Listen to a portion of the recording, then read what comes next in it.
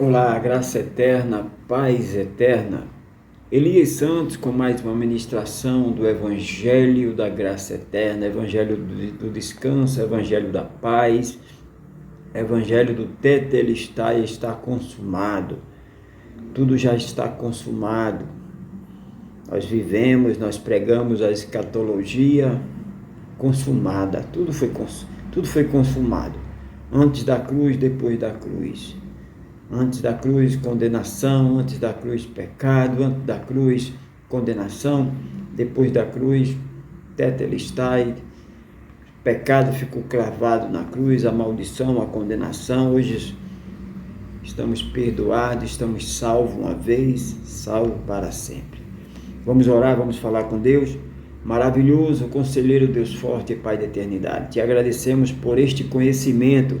Te agradecemos por esse raciocínio da graça eterna. O Senhor abriu a nossa mente, abriu o nosso entendimento, nos tirou do lamaçal da religião, da escravidão, da mentira, das fábulas, dos contos, da enganação.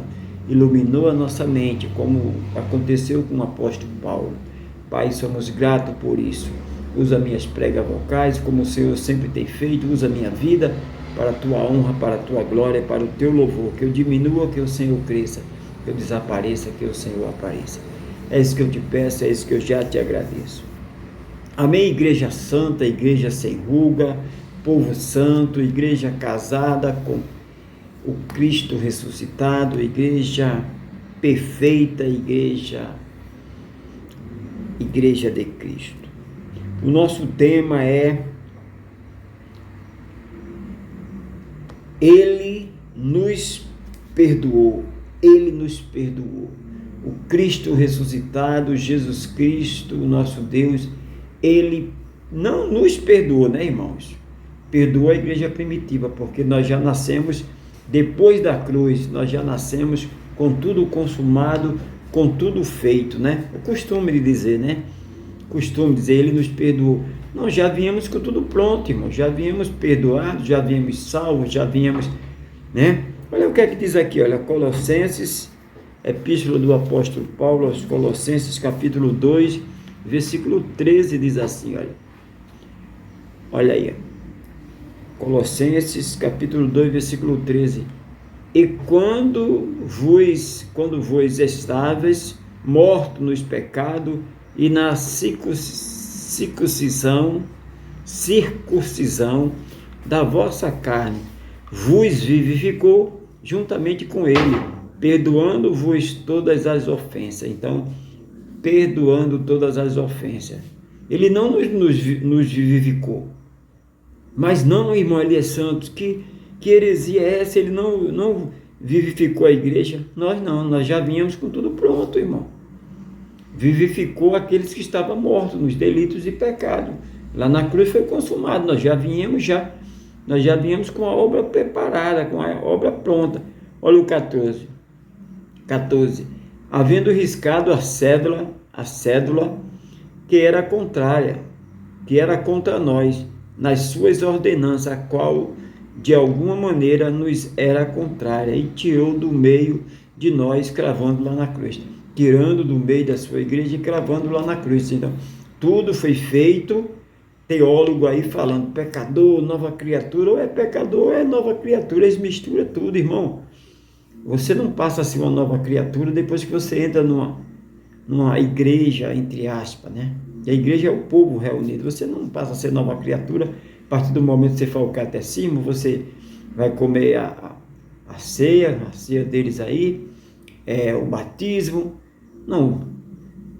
Nós, a igreja de Cristo, a igreja primitiva, ela foi nova criatura lá na cruz. Lá na cruz se tornou nova criatura. E nós que já viemos com a obra preparada, já viemos com tudo pronto. Já viemos sem pecado, já viemos sem...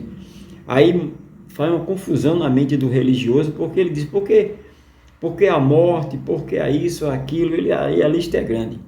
Como é que não há pecado, irmão Elias Santos? Amados, isso é a natureza da carne. A carne sempre vai cometer esse tipo de coisa.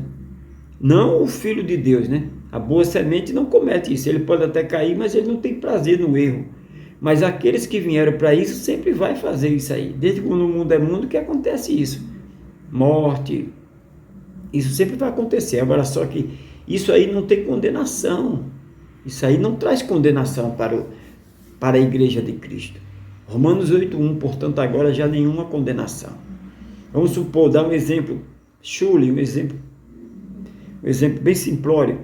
O Filho de Deus, de repente ele cai, vamos supor, dar um exemplo a ele adultera, um exemplozinho.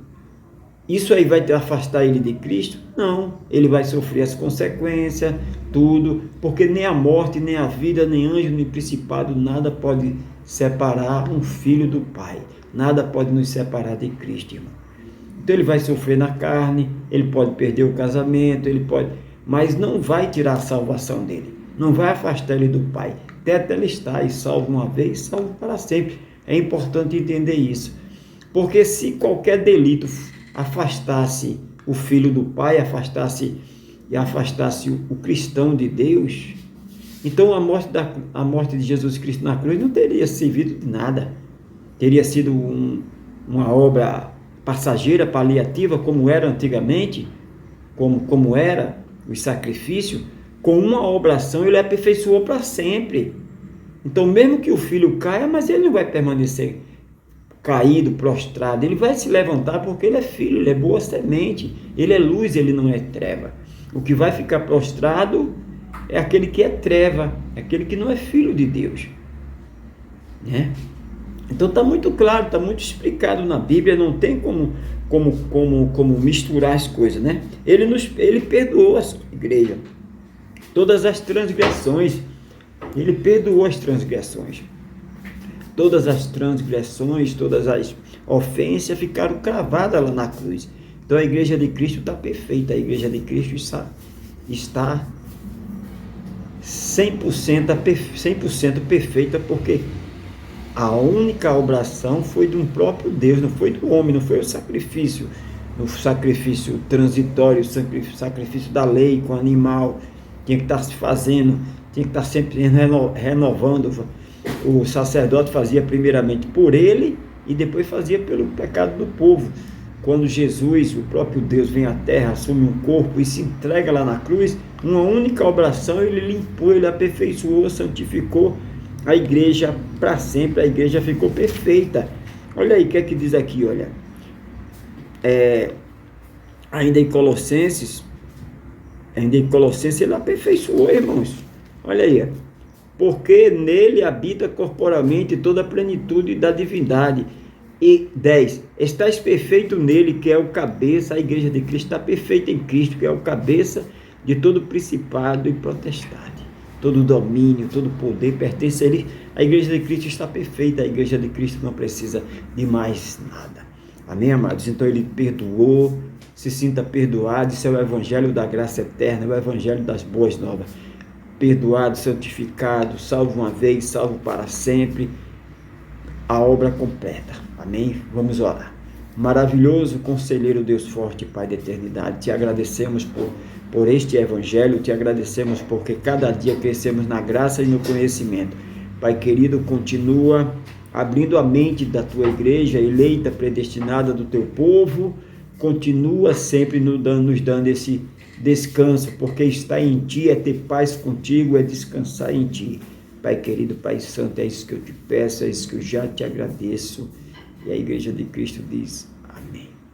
Amém, amados? Eu quero sempre ser usado, minhas pregas vocais, para pregar a palavra, minha vida, pregar a palavra, o evangelho da graça eterna, o evangelho das boas novas.